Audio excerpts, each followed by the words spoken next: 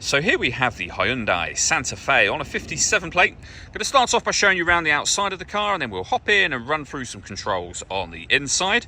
From the outside though, you can see it's a 5-door car with alloy wheels and tinted windows. Let's start off inside the boot first of all. As we approach the back of the car, you can see we have the tow bar, reversing sensors, plenty of boot space as well, along with that 60/40 split folding rear seat, should you wish to increase this space even further. And we have the vinyl boot liner, which would have been an additional extra in this car as well. Okay, so we're just going to work our way back around to the front of the car, and then we'll hop in and run through some controls from there.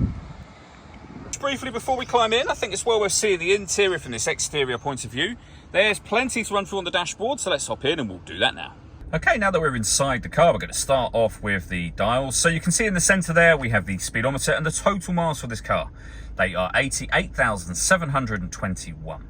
Backing out to the steering wheel, we have stereo controls available on there, and then the stereo itself is over in the centre just here. So we have FM and AM radio.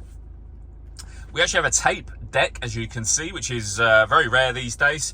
Main volume for the stereo is on the left just there, and then on the right hand side you can tune the radio, and it's useful within certain menus as well.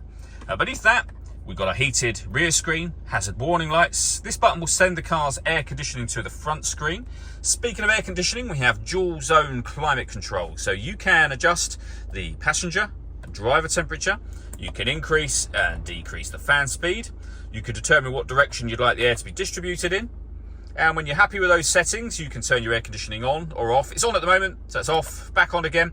Or hit auto. The car, and it says auto just there, will take control of the fan speed and the direction of the air to maintain those temperatures for you. Any manual adjustment will override auto straight away again for you. Beneath that, we have a cigarette lighter, a 12-volt charging socket, heated driver seat with 2 heat settings. Same for the passenger side, and you can lock the vehicle into 4-wheel drive from there. We then have the gear lever for the fully automatic gearbox. All that leaves me to say is thank you for taking the time to watch this video.